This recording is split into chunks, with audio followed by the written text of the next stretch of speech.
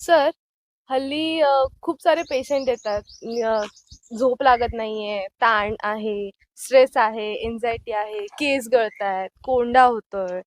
तर मग आपण यासाठी काय करू शकतो? ही एक तर अशी वेग आणि विचित्र वेगळी वेगळी लक्षणं एकत्र येतात लोकांची. कारण एक तर त्यांच्या खाण्यापिण्यामध्ये अशी एक अनियमितता आहे. नीट छान झोप लागायला पाहिजे माणसाला, पण लोक झोप घेतच नाहीत. अखंड टीव्ही किंवा काय नेटफ्लिक्स आणि व्हिडिओज रात्री उशिरा उशिरापर्यंत लोक पाहत असतात. पण नैसर्गिक जी झोप लागण्याची वेळ आणि प्रक्रिया जी आहे ती कुठेतरी आपण बिघडवत चाललोय. एक संध्याकाळी लवकर जेवण व्हायला पाहिजे. एक 7, 7:30, 8 वाजेपर्यंत तरी माणसाने जेवायला हवं. पूर्ण लक्ष देऊन जेवण करायला हवं. एक तासभर मध्ये गेला की मग साधारण 9, 9:30 वाजता आयडियली झोपून जायला हवंय. पण आता 11, 12 वाजेपर्यंत जर समजा माणसं जागी राहतायत, तर त्यांना झोप आणि ती सगळी पूर्ण कशी होणार? रात्री जर समजा झोप पूर्ण झाली नाही, तर दुसरा अख्खा दिवस लोकांचा बेचैन जातो. हुशारी वाटत नाही, फ्रेश वाटत नाही. आता गंमत अशी आहे, अनेक लोकांना लवकर झोपणं शक्य नाहीये. उशीर होतो झोपायला अनेक अडचणींमुळे. मग आता या लोकांनी काय करायचं? तर झोप जी काही लागते 5 तास, 6 तास ही क्वालिटी गुणवत्तापूर्ण झोप असली पाहिजे.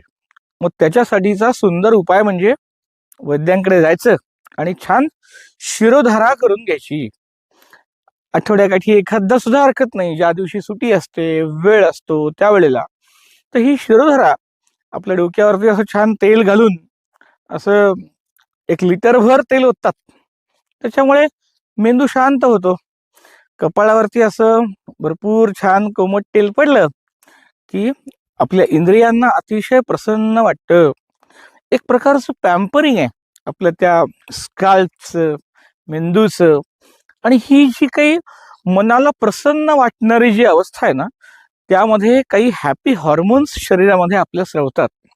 स्पर्शजन्य सुखातून हे तेलाच्या किंवा अभ्यंगाच्या मदतीने ऑक्सिटोसिन नावाचं एक द्रव्य स्रवतं. एक मेडिटेटिव्ह फेज त्याच्यामध्ये येते, तेव्हा सिरोटोनिन नावाचं एक हॅपी हॉर्मोन स्रवतं. तर ही जी अवस्था आहे, ही यातल्याच अभ्यंगाने, शिरो अभ्यंगाने डोपामाइन नावाचं एक छान हॅपी हार्मोन आपल्या शरीरामध्ये स्रवतं.